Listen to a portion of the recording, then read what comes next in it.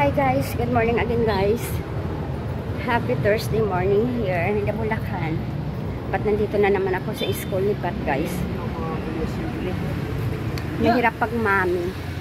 Kasi pag mami ka, lahat inaasa ng anak mo sa'yo. Yung anak ko guys, kahit nandito na siya sa school, talagang mami pa rin. Diba? Ganun talaga pag mami pa rin. Oh, nandito na po siya kahapon. Pinapaasikaso lang sa kanya. Hindi niya pa magawa. As is talaga si mami.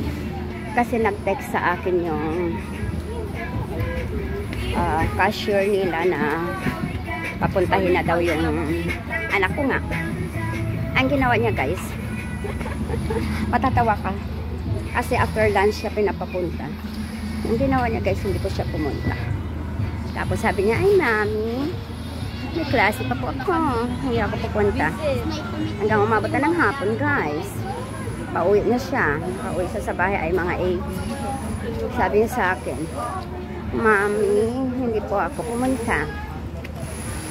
Ikaw na lang ang pumunta. Hindi wow.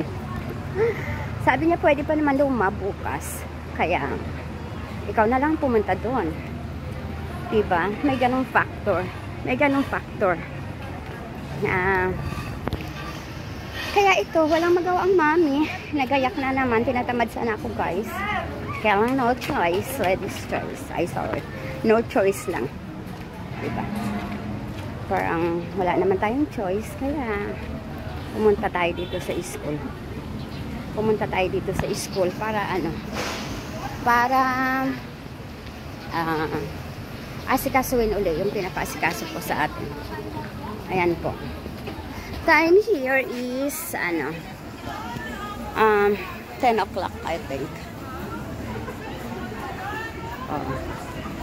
Uwi na ng mga estudyante. Pero ako, papunta pa lang.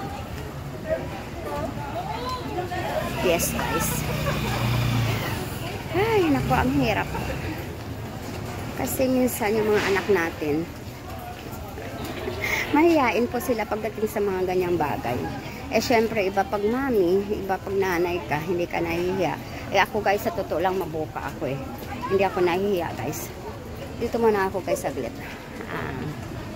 Mainit eh. Mas parang gusto ko na papawisan kasi maganda kasi mang pawis pa ngayon pa mga 10 o'clock, 9 o'clock. Maganda pa rin ang pawis guys. Kaya ano. Dito muna tayo bago tayo pumasok dun sa room kasi aircon dun. Gusto ko muna magpatayo ng pawis guys.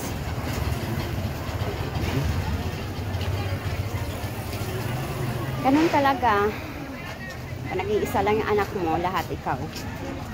Sabi, paano kayo mag-asawa yung anak ko guys? Ako pa rin. May pa nagkaanak yan guys, ako pa rin mag-alaga. Mega shout out kay Pat. Pag nagkaanak ka daw Pat, ako pa rin mag-alaga. Ayoko, syempre. Anak ko na mag-aalaga nun. Ayoko na mag-aalaga ng anak niya. Retired na tayo doon guys. Thank you guys.